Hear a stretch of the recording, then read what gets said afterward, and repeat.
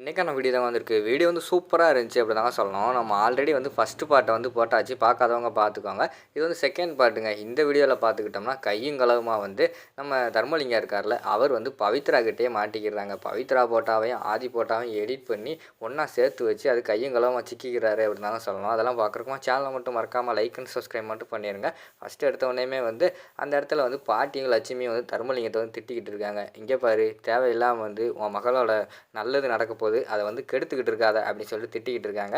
அப்போ வந்து ஏத்தா நான் என்னத்தா பண்ணேன் அப்படிங்கிற மாதிரி சொல்லிக்கிட்டு இருக்காங்க. டேய், நீ என்னென்ன பண்ணுவ, எப்போ பண்ணுவ, எல்லாமே எனக்கு தெரியும்டா. இங்கே பாரு, இந்த நிச்சயதார்த்தம் மட்டும் ஒழுங்காக நடக்கலைன்னா நானே உன்னை போட்டு தள்ளிட்டு ஜெயிலுக்குள்ளே போனாலும் பரவாயில்ல அப்படின்னு சொல்லிட்டு போயிடுவேன் பார்த்துக்கோ அப்படிங்கிற மாதிரி சொல்லிட்டு அந்த இடத்துல பாட்டி வந்து திட்டிக்கிட்டு இருக்காங்க. அடுத்த சீனில் பார்த்துக்கிட்டோம்னா தர்மலிங்கம் வந்து அவங்க போன பிறகு யோசிச்சுக்கிட்டு இருக்காங்க. எப்படியாவது வந்து நம்ம தான் ஜெயிக்கணும், எல்லாம் அந்த ஆதிப்பை இருக்கிற தைரியத்தில் தானே ஆடிக்கிட்டு இருக்கீங்க, உங்களை சும்மாவே விடக்கூடாதா பாருங்கடா அப்படின்னு சொல்லிட்டு யோசிச்சுக்கிட்டே இருக்காங்க. என்ன பண்ணுறாங்கன்னு பார்த்தா அவர் ஒரு பயங்கரமான ஒரு பிளான் ஒன்று போட்டுடுறாரு. இந்த பக்கம் பார்த்தா ஆகாஷும் நம்ம இவங்க இருக்காங்களா பவித்ராவும் வந்து நேரில் மீட் பண்ணி பேசிக்கிட்டு இருக்கிற மாதிரி தான் காட்டுறாங்க. பார்த்தா பவித்ராவுக்கு வந்து சேலை எடுத்து கொடுத்துருப்பாங்க போல் நம்ம ஆகாஷ். அதை ஆதி மூலயமா கொடுக்க சொல்லியிருப்பாங்க. ஆதியும் வந்து பவித்ரா கிட்ட வந்து அந்த சேலையை கொடுத்துருப்பாங்க. இது வந்து ஆகாஷுக்கு எடுத்த சேலை, இதை வந்து கட்டிட்டு போ அப்படிங்கிற மாதிரி சொன்னோன்னே அவங்களும் கட்டிட்டு அந்த இடத்துலேருந்து போகிற மாதிரி காட்டுவாங்க. ரெண்டு பேருமே மீட் பண்ணுவாங்க. மீட் பண்ணோடனே இந்த சேலையில் வந்து சூப்பராக இருக்க, அதில் 2 ஃபோட்டோ எடுப்போமா அப்படின்னு சொல்லிட்டு ஆகாஷ் வந்து அங்கனக்குள்ளே வச்சு ஃபோட்டோ எடுத்துக்கிட்டு இருப்பாங்க. ஃபோட்டோ எடுத்துக்கிட்டு இருக்கிறப்ப பார்த்தா ஆகாஷ் மொபைலுக்கு வந்து ஒரு ஃபோன் வரும். அந்த ஃபோனில் பார்த்துக்கிட்டோம்னா நம்ம தர்மலிங்கம் இருக்கார்ல, அவர் தான் ஃபோன் பேசுவார். என்ன சொல்லுவார்னு பார்த்துக்கிட்டா, தம்பி ஆகாஷா அப்படிங்கிற மாதிரி குரலை மாற்றி பேசுவார். ஆமாம், நீங்கள் யார் அப்படிங்கிற மாதிரி சொன்னேன். நான் யாருங்கிறது இருக்கட்டும், நீ கல்யாணம் பண்ணிக்க போகிறையே அந்த பிரசிடெண்ட்டோட அவளை பற்றி தான் உண்மையை சொல்ல வந்திருக்கேன் அப்படிங்கிற மாதிரி சொல்கிறாங்க. என்ன சொல்லணும் சொல்லுங்கள் அப்படின்னு சொல்லிட்டு ஆகாஷ் வந்து கேட்காங்க. அதெல்லாம் ஃபோனில் சொல்ல முடியாதுப்பா, நீ வந்து ஊருக்கு வெளியில் ஒரு கோயில் இருக்குல்ல, அந்த கோயிலுக்கு வந்துரு, அங்கே வச்சு உன்ட்ட சொல்கிறேன் அப்படிங்கிற மாதிரி சொல்கிறாங்க. உங்களை எப்படி நம்புறது அப்படிங்கிற மாதிரி வந்து ஆகாஷ் வந்து கேட்குறாங்க. நீ நம்பலனாலும் பரவாயில்லப்பா, நான் வந்து நீ நல்லா இருக்கணும்னு சொல்லிட்டு தான் நான் இப்படியெல்லாம் பண்ணலான்னு நினச்சேன். கடைசியில் நீ என்னையவே நம்ப மாட்டேங்க. சரி பரவாயில்ல, இருக்கட்டும் விடு அப்படிங்கிற மாதிரி சொல்லிடுறாங்க. சரி சரி நான் வாரேன், நைட்டு 10 மணிக்கு வாரேன் அப்படின்னு சொல்லிட்டு ஆகாஷ் வந்து ஃபோனை கட் பண்ணிடுறாங்க.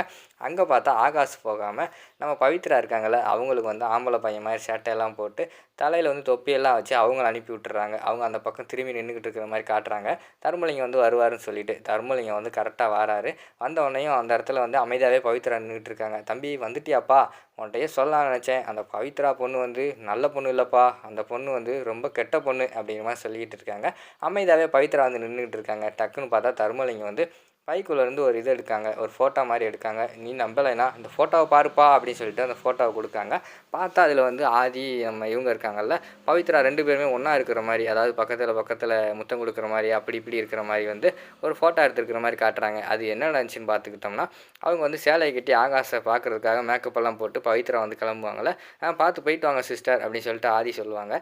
அந்த இடத்துல பார்த்தா பவித்ரா வந்து அவசரத்தில் வந்து மேக்கப் வந்து சரியாக போட்டிருக்க மாட்டாங்க, முடியெல்லாம் கலைஞ்சி போயிருக்கும். அந்த முடி எல்லாமே வந்து ஆதி வந்து ஒன்று போல் எடுத்து விட்டுக்கிட்டு இருப்பாங்க. அதை பின்னாடி இருந்துட்டு பார்த்தா தர்மலிங்கம் வந்து ஃபோட்டோ எடுத்துருவார்.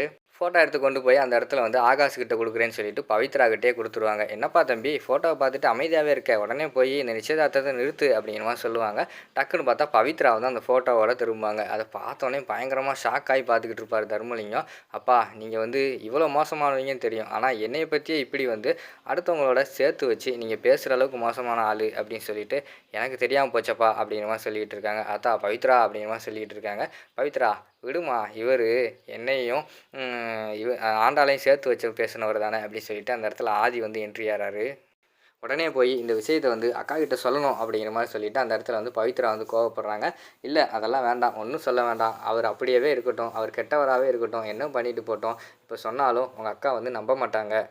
அது மட்டும் இல்லாமல் சொன்னோம்னா அந்த குற்ற உணர்ச்சி உடனே போயிடும், அவர் அந்த குற்ற உணர்ச்சியோட இருக்கட்டும், அதுதான் நமக்கு நல்லது அப்படிங்கிற மாதிரி சொல்லிவிட்டு அந்த இடத்துல வந்து ஆதி வந்து தடுக்கிற மாதிரி காட்டிக்கிட்டு இருக்காங்க. சரிண்ணே அப்பா, இனிமேல் என் மூஞ்சிலே முழிக்காதீங்கப்பா அப்படின்னு சொல்லிட்டு அந்த இடத்துல வந்து இவர் கோவப்பட்டுட்டு விறுவிறுன்னு கிளம்பி போயிடுறாங்க இவங்க நம்ம பவித்ரா வந்து. அடுத்த சீனில் பார்த்துக்கிட்டோம்னா அந்த பக்கம் பார்த்தா நம்ம இதெல்லாம் ஏற்பாடு பண்ணிட்டாங்க, அதாவது நிச்சயதார்த்தர்களை அதுக்கு எல்லாம் ஏற்பாடு பண்ணிட்டாங்க. அந்த இடத்துல வந்து பம்பரமாக வந்து பாட்டியும் லட்சுமியும் வேலை பார்த்துக்கிட்டு இருக்காங்க. அந்த இடத்துக்கு ஆதி வந்து வராங்க. எப்பா, எனக்கு என்னமோ டவுட்டாக இருக்குது. அந்த தர்மலிங்கம் வந்து ஏதாவது செய்வான்ப்பா அந்த கல்யாணத்த இந்த நிச்சயதார்த்தத்த நிறுத்துறதுக்கு அப்படிங்கிற மாரி சொல்லிக்கிட்டு இருக்காங்க. அதெல்லாம் ஒண்ணும் கவலைப்படாதீங்க பாட்டி. நான் இருக்கேன்ல, நான் பார்த்துக்கிறேன் அப்படின்னு சொல்லிட்டு, அந்த இடத்துல வந்து அழகர் வந்து சொல்லிக்கிட்டு இருக்கிற மாரி ஆதி வந்து சொல்லிக்கிட்டு இருக்கிற மாரி காட்டுறாங்க. அடுத்த சீன்ல பார்த்துக்கிட்டோம்னா, நம்ம இவங்க இருக்காங்கல்ல, ஆண்டாள் வந்து அந்த நிச்சயதார்த்தத்துக்கு கிளம்பாம அமைதியாவே இருக்கிற மாரி காட்டுறாங்க. "ஏய் என்னடி அமைதியாவே இருக்க? உன் தங்கச்சிக்கு வந்து அங்க நிச்சயதார்த்தம் நடந்துகிட்டு இருக்கு. நீ என்னடான்னா இன்னும் கிளம்பாம இருக்கியே என்ன விஷயம்?" அப்படிங்கிற மாரி கேட்காங்க. "டேய் நீங்கலாம் பண்ணுறது சரியாடா? அங்க வந்து என் ஃப்ரெண்டு அது மட்டும் இல்லாம ஆதிக்கு பொண்டாட்டி அவள் அங்கே வந்து முடியாமல் கிடக்கா. அப்படி இருக்கிற நேரத்தில் நீங்கள் வந்துக்கிட்டு இப்படியெல்லாம் பண்ணிக்கிட்டு இருக்கீங்களடா அப்படிங்கிற மாதிரி சொல்லிக்கிட்டு இருக்காங்க. ஏய் ஆதி பண்ணால் ஏதாவது ஒரு காரணம் இருக்கும், உனக்கு தெரியுமா தெரியாதாடி? இப்போ வந்து பவித்ராவுக்கு வந்து நிச்சயதார்த்தம் நடந்தால் அது ஒரு நல்ல விஷயம். அந்த அது வந்து நம்ம பாரதியோட காதுக்கு போனால் அவங்க சீக்கிரமாக குணமாகிறதுக்கு வாய்ப்பு இருக்குது. ஏதாவது தெரியாமல் ஏதாவது பேசிக்கிட்டு இருக்காதடி அப்படிங்கிற மாதிரி சொல்லிவிட்டு அந்த இடத்துல வந்து ஆண்டாளை வந்து திட்டிகிட்டு இருக்காங்க. ஆமாம் நீங்கள் பண்ணால் சரி, நான் பண்ணால் தப்பு, ஏதோ பண்ணிட்டு போங்க அப்படிங்கிற மாதிரி சொல்லிக்கிட்டு இருக்காங்க. ஏய் லூஸு மாதிரி பேசிக்கிட்டு இருக்காத, இங்கே பாரு நான் சொல்கிறத கேளு, தயவுசெய்து வந்து புரிஞ்சுக்கோ, உன்னை எனக்கு ரொம்ப பிடிக்கும்டி அப்படின்னு சொல்லிட்டு போய் வந்து அழகர் வந்து கட்டி பிடிச்சிடுறாங்க. கட்டி பிடிச்சிட்டு அந்த இடத்துல ஆண்டாளு சொல்கிறத கேளு, தயவுசெய்து வந்து கிளம்பி வா, உன் தங்கச்சி வந்து நல்லா இருக்கணும் அப்படின்னு நீ நினச்சேன்னா கிளம்பி வா, இல்லை என் தங்கச்சி எப்படி போனாலும் பரவாயில்ல அப்படின்னு நீ நினச்சேன்னு வச்சுக்கோமே, நீ இங்கேயே இருந்துக்கோ, உங்கள் அப்பன் பேச்சை கேட்டு வீட்டிலே இரு, பாரு உங்கள் அப்பனும் வந்து இந்த நிச்சயதார்த்தத்தை நிறுத்துறதுக்கு ஏதாவது பண்ணுவான், அப்போ தெரியும் உனக்கு அவங்க அப்பனை பற்றி அப்படின்னு சொல்லிட்டு அந்த இடத்துல வந்து அழகர் வந்து போகிற மாதிரி தான் காட்டுறாங்க. அதோட பார்த்துக்கிட்டிங்கன்னா செகண்ட் பார்ட் வந்து முடிச்சிடுறாங்க.